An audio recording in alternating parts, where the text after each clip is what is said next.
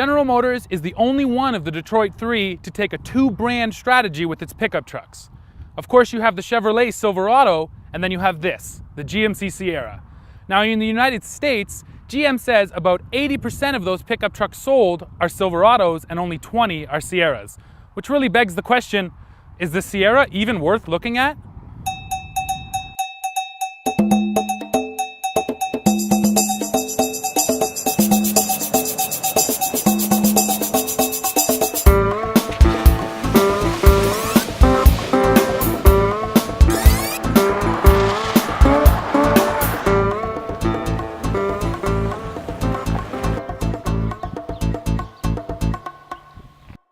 The Sierra, just like its mechanical twin, the Silverado, features the Ecotec 3 lineup of engines. That consists of one V6 and two V8s. All three of those motors use the same three technologies to help you save fuel. They are cylinder deactivation, direct injection, and variable valve timing. That V6 pumps out 285 horsepower and 305 pound-feet of torque. Bump up to the 5.3-liter V8 and you'll get 355 horsepower and 383 pound-feet of torque. Finally, sitting atop the range is a 6.2-liter V8, good for 420 horsepower and 450 pound-feet of torque. Pricing for the Sierra kicks off at $25,085, but can quickly climb north of $50,000 when you check just a few option boxes.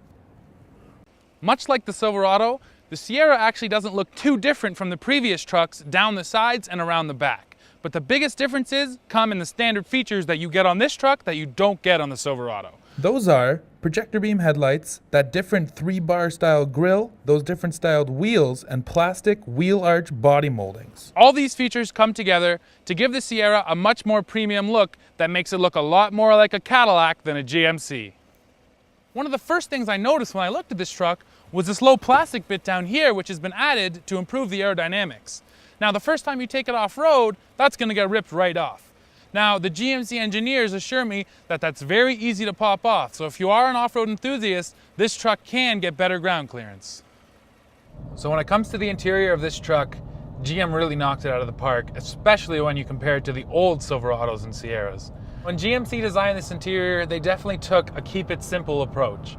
There's large buttons with large writing on it, big toggle switches, and the IntelliLink infotainment system is the same way. It's easy to figure out at first glance, there's no confusing buttons, it's responsive. Really, I can't find anything to complain about when it comes to the controls in this Sierra. And I have to give a special mention to the trailer brake controller and the all-wheel drive controller, which are located up to the left of the steering wheel. And a lot of other trucks are located down low and kind of fumbly places which can be hard to reach, especially in an emergency if you need to bring that trailer back in line. In this case, it's about 3 inches from my left hand. It's super easy to grab, and if I need to get there in a hurry, I got no problems. So if I do have one thing to complain about, it's this. GM did a great job of differentiating their trucks on the outside, but on the inside, there's really only this GMC badge that lets me know I'm driving the Sierra and not the Silverado. Now, yes, I understand they come from the same company and realistically they're the same truck, but it would be nice to get something a little more special in this Sierra so that if I'm the Sierra buyer, I'm going to get more bang for my buck. So right now I'm driving the new Sierra with the 5.3 liter under the hood and a 3.08 rear axle diff ratio. Now I've got about 6,500 pounds hooked up to the back of this truck, and it feels okay, but I gotta tell you that the torque just isn't really there. But of course, the 3.08 is the smallest ratio. That's the one that's gonna give you the best fuel economy and the worst torque. With the 3.08, I'd say it's pretty much a weekend warrior truck. If you have a fishing boat, maybe a jet ski, something that's maybe 3,000 pounds, this is gonna be the right axle ratio for you because you're gonna maximize your fuel economy and you're gonna get decent torque out of it. With a trailer around 6,000 or 7,000 pounds, however, you're definitely gonna wanna bump up to the 3.42 rear end. Now, torque aside, the dynamics of this chassis are flat-footed and solid. In hard turns, it doesn't like to roll too much, and with emergency maneuvers, it actually stays quite flat. It gives you a little roll, but I mean, that's what you'd expect when you throw a truck like this into a hard corner.